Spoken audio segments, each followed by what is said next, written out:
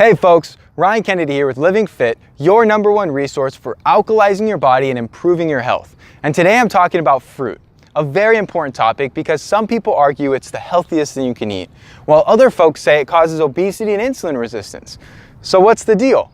Well, today I'm going to be talking about that and some of the health benefits of fruit, some potential downsides, and how to best consume fruit in the most strategic manner to reap the benefits while minimizing the downsides.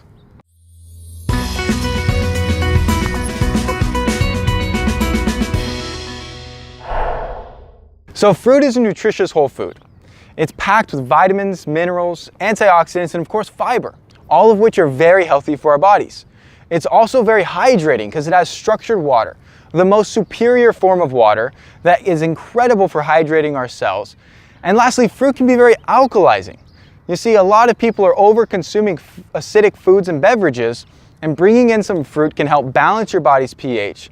And although some citrus may be acidic, after it's been digested by our bodies, it actually has an alkalizing effect. Very interesting.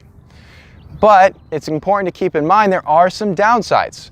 The obvious one is fruit is loaded with sugar, and that can cause a lot of problems, particularly if you're trying to lose weight, if you have insulin resistance, if you have cancer or any other number of chronic illnesses, or if you have metabolic syndrome.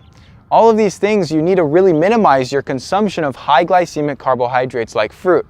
Now, it doesn't mean you can't have it, just means you should consume it wisely.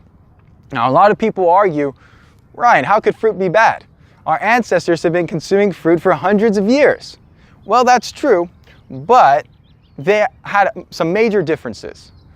First of all, our ancestors only ate fruit when it was ripe and in season, which was typically anywhere from 4 weeks to maybe 12 weeks for most of the planet. Then for the other 9 to 11 months, they had no fruit. Whereas today, you can go into any grocery store and buy fresh fruit 365 days a year. It's flown from all parts of the planet. So that's big difference. Also, our ancestors ate heirloom varieties of fruit. Nowadays, all of our fruit is hybridized. So it's hybridized to be bigger, to be sweeter, to have, aka more sugar, and also to have a longer shelf life and to have longer growing seasons. All these things that are more profitable for the grower, but as a result, they're more unhealthy for the consumer, whereas a lot of these heirloom varieties were lower in sugar and more nutrient dense. Lastly, our ancestors lived much more active lifestyles than we do today. They were constantly moving. Today, people are so sedentary and they're always sitting down. They work in front of a computer, they sit on their couch in front of the TV all evening, and they don't get the same amount of physical activity, which greatly impacts how that sugar will impact your body. So it's not that fruit is all bad. In fact, there are some low sugar fruits that I really consume more of. And the ones I find to be the healthiest are the ones that are more nutrient dense and lower in sugar. And those tend to be organic wild berries, particularly blueberries, blackberries, and raspberries. Now, low sugar citrus is also great, like lemons, limes, and grapefruit. And even cherries and green apples are lower in sugar and higher in nutrients. Now, that doesn't mean you can't eat other fruits. It simply means that sticking to those lower sugar, nutrient dense varieties will be a great option, and then bringing in the other ones in more moderate amounts. Now, consuming fruit by itself is not the best idea.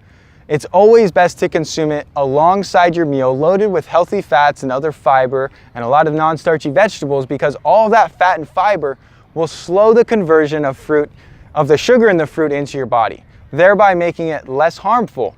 That's a great way to minimize the potential downsides of the sugar in fruit.